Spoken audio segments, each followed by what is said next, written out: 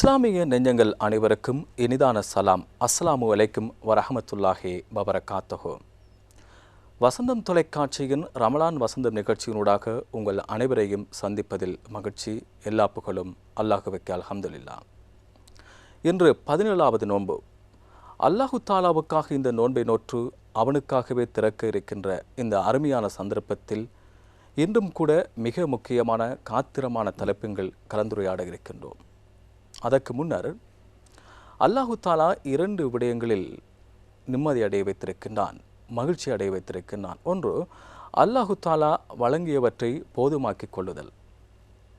2, அல்லாஹு தாலா விதித்தவற்றை ஏற்றுக்கொள்ளுதல். போதுமாக்கிக் கொள்ளுதல், அதேபோல் ஏற்றுக்கொள்ளுதல். இந்த 2 விடயங்களையும் நாங்கள் வாழ்க்கையில் எடுத்து நடக்கின்ற போது நிச்சயமாக பல துன்பங்கள், சோகங்கள் அல்லது கவலைகள் வருவதிலிருந்து மீண்டு மகிழ்ச்சியான வாழ்க்கையை வாழக்கூடியதாக இருக்கும். உங்கள் வாழ்க்கையிலும் இவற்றை கடைப்பிடித்து பாருங்கள், நிச்சயமாக வாழ்க்கையில் நிம்மதி கிடைக்கும். இன்றைய ரமலான் வசந்தம் நிகழ்ச்சியில் மிக முக்கியமான தலைப்புகள் நாங்கள் கலந்துரையாடப் போகின்றோம். பொதுவாக இந்த தலைப்பு எல்லோருக்கும் பொருத்தமான தலைப்புத்தான்.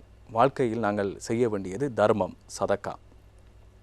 நாங்கள் தர்மம் செய்கின்ற தன்மை எந்த அளவுக்கு இருக்கிறது, தர்மத்தை பற்றி நாங்கள் எவ்வாறு அறிந்து வைத்திருக்கிறோம், இது பற்றி நாங்கள் நிச்சயமாக ஒவ்வொருத்தரும் தங்களை இதயத்தில் கை வைத்து பார்க்க வேண்டும்.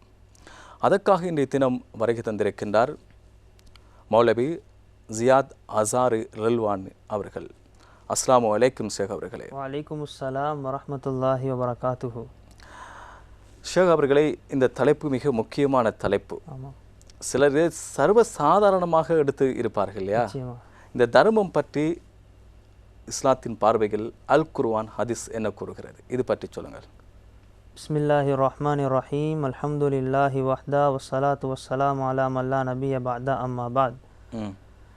17வது நோன்பு இஃப்தாருடைய நேரத்தில் ஆரம்பமாக அல்லாஹுவை புகழ்ந்தவனாகவும் நபியின் மீது ஸலவாத்தை கூறியவன் நிகழ்ச்சியை ஆரம்பம் செய்கிறேன். இஸ்லாத்துடைய பார்வையில் அல் குர்ஆன் அதிகமான இடங்களில் தர்மத்தை பற்றி பேசியிருக்கிறது. அல்லாஹ் தாலா உண்மையிலே எல்லா சந்தர்ப்பங்கள்லையும் குர்ஆன்லேயும் மக்களை தர்மத்தின் பக்கம் ஆசையூட்டி ஆசைப்படுத்தி கொண்டு தான் இருக்கிறது. நாம் குர்ஆனுடைய சில வசனங்களை பார்த்தோம்னா குர்ஆனுடைய அநேகமான வசனங்களும் குர்ஆன் மக்களுக்கு தர்மம் செய்கிறத ஆசையூட்டி கொண்டு இருக்குது. உண்மையிலே அல்லாஹ் குர்ஆனில் சொல்கிறான், ஈமான் கொண்ட மக்களை பார்த்து, ஈமான் கொண்ட மக்களே நீங்கள் தொழுகையை நிலைநாட்டுங்க. அதே போன்று அல்லாஹ் குர்ஆன்ல சொல்றான், தொழுகையை நிலைநாட்டுறது போன்று அல்லாஹ் உங்களுக்கு தந்த செல்வம் பிரதானமானது. அல்லாஹ் சொல்றான், உங்களுக்கு தந்த செல்வத்தை வச்சு நீங்க அல்லாஹ்வுக்காக வேண்டி மற்ற மக்களுடைய கஷ்டங்களை போக்குறது, மற்ற மக்களுடைய தேவைகளை போக்குறதுக்காக வேண்டி நீங்க அதன் மூலமாக தர்மம் செய்யறது மட்டும் இல்லாமல் அதை கொண்டு நீங்க அல்லாஹ்வை நெருங்குறதுக்கு முயற்சி செய்யுங்க என்றதையும் அல்லாஹ் மக்களுக்கு தெளிவாக குர்ஆன்ல விளங்கப்படுத்துறான். இன்னொரு அல்லாஹ் குர்ஆன்ல சொல்றான், நீங்கள் அல்லாஹ்வுக்காக வேண்டி அல்லாஹுடைய பாதையில் அல்லாஹ் விரும்பக்கூடிய முறைகளில் மக்களுக்காக வேண்டி மக்களுடைய தேவைகளை பூர்த்தி செய்ய செலவழிங்க. அதே போல் அல்லாஹ் ஈமான் கொண்ட மக்களை பார்த்து விசேஷமாக சொல்கிறான், யா அய்யுஹல்லதீன ஆமனு, ஈமான் கொண்ட மக்களே, அன்ஃபிகு மிம்மா ரஸக்னாக்கும், நாம் உங்களுக்கு அளித்த செல்வத்தை வச்சு, அல்லாஹ் செல்லல்ல மனிதர்கள் சம்பாதித்தது, மாற்றமா நாம் தந்த செல்வத்தை வைத்து நீங்கள் அல்லாஹ்வோட பாதையில் அல்லாஹ்வுக்காக வேண்டி தர்மங்களை கொடுங்க. ஏன்? அதன் மூலமாக நீங்கள் அல்லாஹ் நெருங்குறதுக்கு மிச்சம் லேசாக இருக்கும். அதே போன்று குர்ஆன்ல பல ஆயத்துகள் அல்லாஹ் மீண்டும் மீண்டும் சொல்றான், ஈமான் கொண்ட மக்களே, நீங்கள் சம்பாதிச்சவற்றைகளில் ஆக சிறந்த சுத்தமானதிலிருந்து நீங்கள் தர்மம் செய்யுங்க என்றதையும் அல்லாஹ் குர்ஆன்ல வழங்கப்படுது. நாம் குர்ஆன்ல இப்படி அதிகமான ஆயத்துக்களை பார்க்கறத போல அதே போன்று தான் நபியுடைய வார்த்தைகளே பல இடங்கள் நபி அவர்களும் ஸல்லல்லாஹு அலைஹி வஸல்லம் மக்களை தர்மத்தின் பக்கம் ஆசை ஊட்டியிருக்கிறார்கள். நபி ஸல்லல்லாஹு அலைஹி வஸல்லம் சில கட்டங்கள்ல தொழுதந்தம் பின்னால மக்களை பார்த்து கேட்பார்கள், சுபஹுடைய தொழுகைக்கு பின்னால இன்றைய நாள் யாரு தர்மம் செய்தது? சஹாபாக்கள், யா ரசூலல்லாஹ், நான் இவ்வாறு தர்மம் செய்தேன், நான் இந்த அளவு தர்மம் செய்தேன் என்றதையும் சஹாபாக்கள் மக்களுக்கு மத்தியில ஆசையாக கூறுவார்கள். தர்மம் என்றது குர்ஆன்ல ஹதீஸ்ல நபி ஸல்லல்லாஹு அலைஹி வஸல்லம் மூலமாக குர்ஆன் அல்லாஹ் மூலமாக பல இடங்கள்ல பல விடுத்தங்கள் அது ஆசை ஊட்டப்பட்டதாக தெரிந்து கொண்டிருக்கிறது. நிச்சயமாக அல் குர்ஆன், ஹதீஸ் இந்த இரண்டிலும் தர்மம் பற்றி மிக ஆழமாகவும் தெளிவாகவும் பல இடங்களிலும் குறிப்பிடப்பட்டிருக்கிறது. எனவே தர்மம் நிச்சயமாக அதுக்குரிய தகுதி உள்ளவர்கள், செய்யக்கூடியவர்கள் செய்ய வேண்டும். இந்த தர்மம் செய்வது மூலமாக என்ன சிறப்புகள் இருக்கிறது? இது பற்றி சொல்லுங்கள். ஏனென்று சொன்னால் சிலர் இந்த தர்மம் மூலமாக ஒன்றுமே இல்லை என்று நினைத்து கொண்டிருக்கிறார்கள். இதனுடைய சிறப்புகள், இதனுடைய தாத்பரியங்கள் விளங்கினால் நிச்சயமாக தர்மம் செய்வார்கள். எனவே இஸ்லாத்தின் பார்வையில் இந்த தர்மம் பற்றிய சிறப்புகள் என்ன என்று கூறுங்கள். ஷேக் அவர்கள் முக்கியமான ஒரு ஆழமான கேள்வியை கேட்டுக்கிறீங்க. இதை மக்களுக்கு நான் ஆழமாக பதில் சொல்ல என்னோட கடமைப்பட்டிருக்கிறேன். உண்மையிலே இஸ்லாம் தர்மத்துக்கு மிச்சம், அதாவது சதக்காவுடைய விடயத்தில் மக்களை மிச்சம் ஆசை ஊட்டுகிறது, மிச்சம் வலியுறுத்துறது. எவ்வளவு தூரத்துக்கு என்று கேட்டால் நபி ஸல்லல்லாஹு அலைஹி வஸல்லம் ஹதீஸில் சொன்னாங்க, ஒரு மனிதன் தர்மம் செய்கிறார், அல்லாஹுக்காக வேண்டி தன்னுடைய பணத்திலிருந்தும் மக்களுக்கு தர்மம் செய்கிறார். செய்யக்கூடிய நேரத்தில் அல்லாஹுடைய கோபம் அணைந்து விடுகிறது. அல்லாஹ் அவரின் மீது இருக்கக்கூடிய கோபத்தை இல்லாமக்கி கொள்கிறான். சொன்னா நபி ஸல்லல்லாஹு அலைஹி வஸல்லம், இன்ன சதகத சிர், நிச்சயமாக ரகசியமாக செய்யக்கூடிய தர்மம், மக்களுக்கு தெரியாம யாருக்கும் தெரியாத முறையில் ஒத்தர்ப்பித்த தர்மம் செய்கிறாருண்டா அவரின் மீது இருந்த கோவத்தை அல்லாஹ் இல்லாமல் ஆக்கி கொள்கிறான். அல்லாஹ் அந்த கோவத்தை விட்டும் தூரமாகிறான். அவள் மீது இறக்கப்பார்வை கொட்டுகிறான். அவரோட பாவங்களை மன்னிக்கிறான். மேலும் நபி அவங்க சொன்னாங்க, நீங்க நரகத்துட்டும் பாதுகாக்கிறதுக்கு ஒரு சிறந்த வழி என்ன தெரியுமா? ஒரு ஈச்ச போல துண்டேனும் கொடுத்து நீங்க அல்லாஹிடம் தர்மம் கொடுத்து நீங்க நரகத்தை விட்டும் பாதுகாப்பு தேடிக்கோங்க. அதாவது தர்மம் கொடுக்கறது மூலமா பல சிறப்புகள். ஒன்று, அல்லாஹுடைய கோவத்தை விட்டும் தூரமாகிறார். ரெண்டாவது, அவருடைய நரகத்தை விட்டும் தூரமாகிறார். மூணாவதாக சொன்னாங்க, நீங்க நோயாளிகளாக இருக்கிறீங்க, நோய் உண்டாகுது. ஒருத்தருக்கு உதாரணமாக வைப்போம், ஒருத்தருக்கு ஒரு காய்ச்சல் உண்டாகுது, காய்ச்சலுக்கு ஒரு மருந்து செய்கிறார். ஆனா இஸ்லாத்துடைய பார்வையில் மருந்துக்கு முன்னால் அவருக்கு வழிகாட்டப்பட்டது, நீங்க என்ன செய்யுங்கன்னு கேட்டா நீங்க ஒரு தர்மம் கொடுங்க, ஒரு சதக்கா செய்யுங்க. தாவு மரதாக்கும் பிஸ் சதக்கா, நபி ஸல்லல்லாஹு அலைஹி வஸல்லம், நீங்க சதக்கா செய்யறது மூலமாக நோய்களை விட்டும் தூரம், நோய்க்கு மருந்து தேடிக்கோங்க.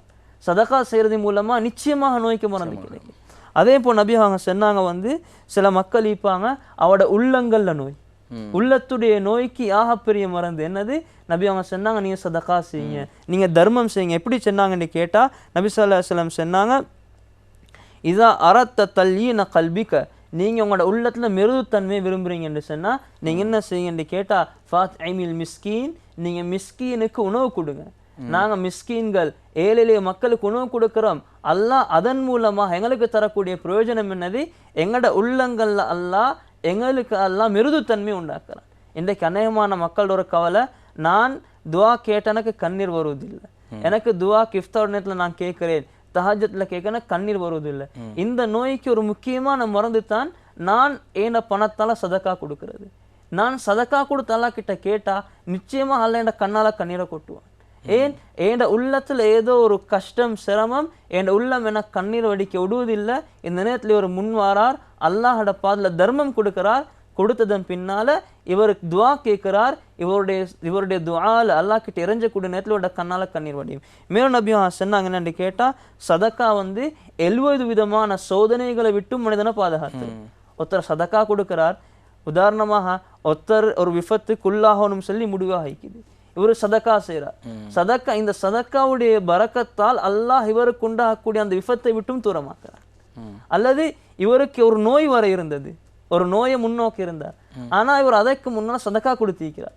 அல்லாஹ் அந்த சதக்காவுடைய பரக்கத்தால் நோயை விட்டும் தூரமாக்குறார். இப்படி பல விடயங்கள் வாழ்க்கையில இவர் சதக்கா செய்யறது மூலமாக இவருக்கு அந்த விடயங்கள் ஹைரானதாக மாறுது. உதாரணமாக ஒரு மனிதர் ஒரு விடயத்தை ஆரம்பிக்க போறார், வாழ்க்கையில புதுதாக ஒரு விடயம் செய்ய போறார். இந்த நேரத்தில் இஸ்லாம் சொல்லுது, நீங்க 2 ரக்காத் தொழுவுங்க. அது போன்று இன்னொரு அமல் தான், நீங்க ஒரு சதக்காவை கொடுத்ததன் பின்னால, உங்களால ஏண்டி அளவு சதக்கா கொடுத்ததன் பின்னால நீங்க அந்த விடயத்தை ஆரம்பிங்க, அதுல கயிறு உண்டாகும்.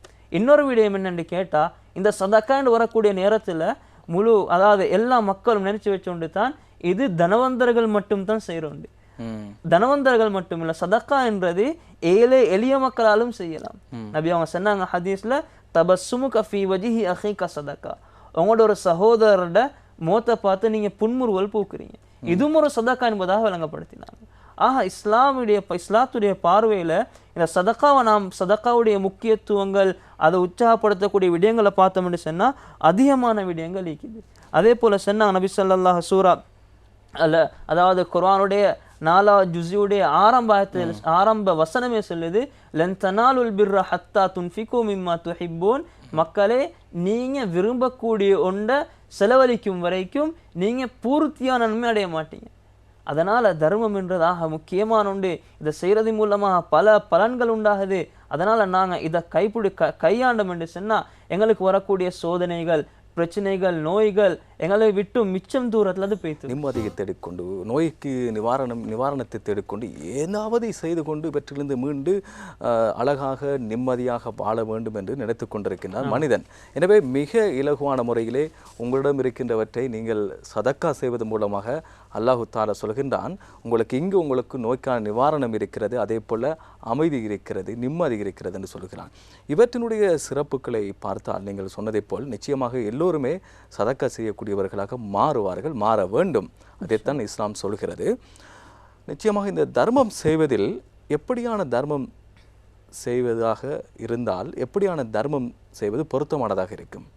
ஆமாம், உண்மையிலே தர்மம் பல விடயங்களின் மூலமாக செய்யலாம். பணத்தால் செய்யலாம், அல்லது ஒரு மனிதனுடைய தேவையை பூர்த்தி செய்கிறார், பணம் இல்லை, அவருடைய கஷ்டத்தை பூர்த்தி செய்யறதுக்கு பூர்த்தமாக உதவி செய்ய, இதுவும் ஒரு தர்மம் தான். அல்லது ஒரு மனிதர், அதாவது கண் தெரியாத ஒரு மனிதரை பாதை அப்பக்கம் கடக்கிறதுக்கு இவர் உதவி செய்கிறார், அதுவும் ஒரு தர்மம் தான். அதே போன்று இஸ்லாத்துடைய பார்வையில் மனிதனுடைய எண்ணத்துக்கு ஏற்பாறு கூலிகள் உண்டு. அதே போல தர்மமும் பல விதத்தில் செய்யலாம். ஆனால் நாம் சில ஹதீஸ்களையும் நபியுடைய சில வார்த்தைகளையும் பார்த்தால் தர்மங்களில் சிறந்த தர்மங்கள் உள்ளது. அதுல ஒன்று தான் நபி அவங்க சொன்னாங்க, சிறந்த தர்மம் என்னன்னு கேட்டா ஒரு மனிதர் ரகசியமாக செய்யக்கூடிய தர்மம், அது ஆகவும் விருப்பத்துக்குரிய ஒரு தர்மமாக சொல்வார்கள். வலது கையா கொடுப்பது இடது கைக்கு தெரியாமல் கொடுக்க, அந்த அளவுக்கு ரகசியமா கொடுக்கிறார். எவ்வளவுக்கு ரகசியமா கொடுக்கிறாரோ அவ்வளோ அந்த அளவுக்கு அந்த தர்மம் அவ்வளவு பொறுமையானதானதாக மாறும்.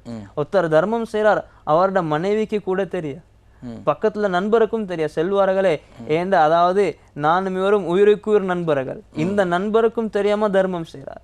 இப்படியாப்பட்ட தர்மம் அல்லாஹ் இடத்தில் விருப்பமானது. குர்ஆன் சொல்லுது நீங்க என்ன செய்யுங்கன்னு கேட்டா, இன் துபுது ஸதகாத்தி ஃபனிஇம்மாஹி, நீங்க சதக்காவை வெளிப்படுத்தி செஞ்சாலும் பிரச்சனை இல்லை.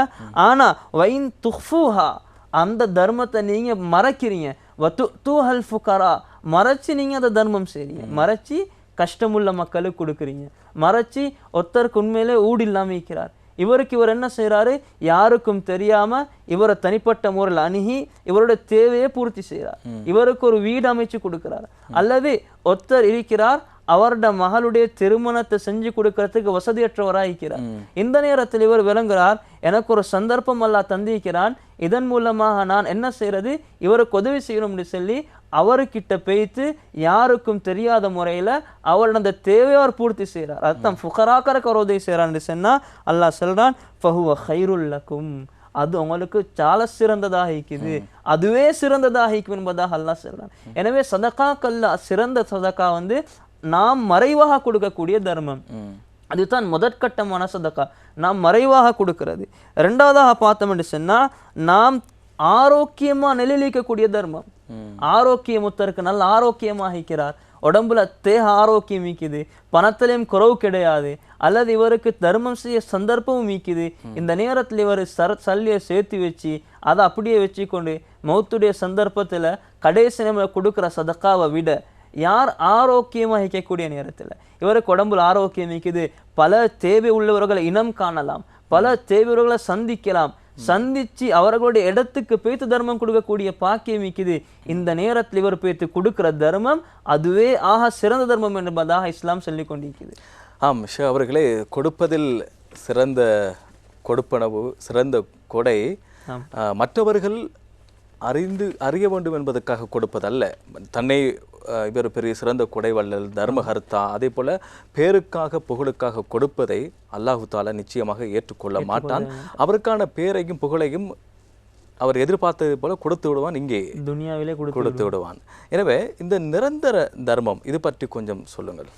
நிரந்தர தர்மம் என்று வரக்கூடிய நேரத்தில் நபி ஸல்லல்லாஹு அலைஹி வஸல்லம் சொன்னாங்க, ஒரு மனிதன் விட்டு செல்லக்கூடியவைகளில் சிறந்த உண்டு, மௌத்துக்கு பின்னால் அவருக்கு பொறுமை இருக்கக்கூடிய ஒன்று தான் என்னென்னு கேட்டால் அவருக்கு மௌத்துக்கு பின்னால பொறுமதி உண்டாகக்கூடிய ஒரு தர்மத்தை பூமிக்கு மேலால கொடுத்துட்டு போறாரு. உதாரணமாக உலமாக்கள் நபியோடைய ஹதீஸை வச்சு பல விடயங்களை நிரந்தர தர்மம் என்ற பட்டியல சேர்த்திருக்கிறாங்க. நாம் சில கிராமப்புறத்துகளுக்கு போறோம், கொழும்புல அந்த தட்டுப்பாடு கிடையாது, தண்ணி தட்டுப்பாடு கிடையாது. நாம் சில தூர பகுதிகளுக்கு போறோம், போய்த்து பார்த்தா அங்க மக்களை பார்க்கிறோம், அவர்கள் தண்ணீருக்காக வேண்டி 2-3 மைல் நடந்து போய் தண்ணீர் எடுத்துட்டு வர நிலைமை. அப்ப இஸ்லாம் சொல்லுது நிரந்தர தர்மங்கள் ஒன்று தான், இல்லாத இடத்துல ஒரு கிணறை கெட்டி கொடுத்து அந்த மக்களுக்கு தண்ணிக்குண்டான ஏற்பாடை செய்யறது, அதுவும் நிரந்தரமான ஒரு தர்மம் என்பதாக இஸ்லாம் சொல்லுது. மௌத்துக்கு பின்னால வரக்கூடிய ஒரு தர்மம் அது. அதே போன்று தான் நாம் பார்க்கிறோம், ஒரு மனிதர் என்ன செய்யறாருண்டா ஒரு குர்ஆன தர்மமாக கொடுக்கிறார், ஒரு குர்ஆன தர்மமாக கொடுக்கிறார். கொடுக்கக்கூடிய நேரத்துல அவர் கொடுத்தவர் இன்று கொடுத்து நாளை மரணிக்கலாம், அல்லது இன்று காலையில் கொடுத்தவர் மாலையில் மரணிக்கலாம். ஆனா குர்ஆனை பெற்றவர் 30 வருஷம் அந்த குர்ஆன் ஓதுறாருண்டா அந்த 30 வருடமும் குர்ஆனை ஹதியா செய்தோட கபருக்கு அந்த நன்மை போய்த்து சேர்ந்து கொண்டிருக்கும். அதே போன்று தான் கிணத்துடைய விஷயத்திலும், அல்லது நாம் தண்ணீர் உண்டாகக்கூடிய ஏதோ ஒரு வழியை செஞ்சு கொடுக்கிறோம், கொடுத்தவர் சல்லி அதற்குண்டான ஏற்பாடை செஞ்சு கொடுத்தவர் அந்த நாள் மரணிக்கலாம், அல்லது ஒரு கிழமையில் மரணிக்கலாம், ஒரு மாதத்திலும் மரணிக்கலாம்.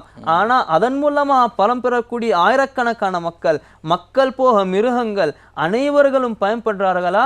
இந்த பயன்படக்கூடிய காலமெல்லாம் இவருடைய கபருக்கு நன்மை வந்து கொண்டே தான் இருக்கும். அதே போன்று இன்னொரு தர்மம் தான், இன்று மக்கள் அதை தர்மமாக கூட பார்க்காத ஒரு விடயம் தான், ஒவ்வொருவருக்கும் கிடைக்கக்கூடிய குழந்தைகள். அந்த குழந்தைகளை சாலிஹான பிள்ளைகள், நல்ல நல்ல குழந்தைகளாக, சமூகத்துக்கு பல சேவைகள் செய்யக்கூடியவர்களாக, சமூகத்துடைய நலன் கருதி முழு உம்மத்துடைய நலனுக்காக வேண்டி பாடுபடக்கூடிய மக்களாக அவர்களை நாம் பயன்படுத்துறது, அவர்களை நாம் அதற்குண்டான ஏற்பாடுகளை செஞ்சு கொடுக்கிறது, அதுமாக பெரிய சதக்கா என்பதாக இஸ்லாம் கூறிக்கொண்டிருக்கிறது. ஆம், நிச்சயமாக ஷேக் அவர்களே, நிரந்தர தர்மம் என்பதை மிக தெளிவாக சொன்னீர்கள். இவற்றில் ஆசை ஆர்வம் வருகின்றவர்கள் நிச்சயமாக தர்மம் செய்வார்கள். இந்த உலகம் முடிந்துவிடும், எல்லோருமே குறுகிய கால வாழ்க்கை வாழ வந்தவர்கள், குறிப்பிட்ட காலம் முடிந்ததுக்கு பிறகு எல்லோருமே அந்தந்த இடத்துக்கு செல்லக்கூடியவர்களாக வந்து விடுவோம். எனவே இந்த வாழ்க்கையில் எங்களுக்கு கிடைக்கின்ற பணம், பட்டம், பதவி, சொகுசு எல்லாமே இந்த உலகத்தோடு முடிந்துவிடும். எனவே இவற்றை வைத்துக்கொண்டு எவ்வாறு நாங்கள் மற்றவர்களுக்கு உதவலாம், நன்மையை எவ்வாறு பெறலாம், தர்மத்தை எவ்வாறு கொடுக்கலாம் என்பதை மிக கவனமாக இருக்க வேண்டும். இதைத்தான் இஸ்லாம் கூட தெளிவுபடுத்துகிறது. மிக தெளிவாக இன்றைய தினம் எங்களது கலையகம் வந்து மிக சிறப்பாக இவற்றையெல்லாம் நீங்கள் கலந்துரையாடியமைக்கு நன்றி ஷேக் அவர்களே. இன்றைய தினம் நாங்கள் இஸ்லாத்தின் பார்வையில் தர்மம் இது சம்பந்தமாக மிக தெளிவாகவும் ஆர்வமாகவும் உங்களுக்கு தர்மம் கொடுப்பதற்காக சில விடயங்களை மௌலவி ஷேக் ஜியாத் அசாரி ரில்வானி அவர்கள் தெரிவித்தார்கள். வருகை தந்தமைக்கு அவருக்கு நன்றி கூறி, நாளைய தினம் இன்ஷா அல்லாஹ் இதே நேரம் ரமலான் வசந்தம் நிகழ்ச்சியினூடாக உங்கள் அனைவரையும் சந்திப்போம். அதுவரைக்கும் சிந்திப்போம். தயாரிப்பாளர்களுக்கு நன்றி கூறி விடைபெறும் நான் AM அஸ்கர். அஸ்ஸலாமு அலைக்கும் வரஹ்மத்துல்லாஹி வபரகாத்துஹு. ரமதானு யா ரமதானு யா ரமதானு ஷஹ்ருல் கிதாபி திலாவத்துன் வகியாம். ரமதானு யா ரமதானு யா ரமதானு ஷஹ்ருல் கிதாபி திலாவத்துன் வகியாம்.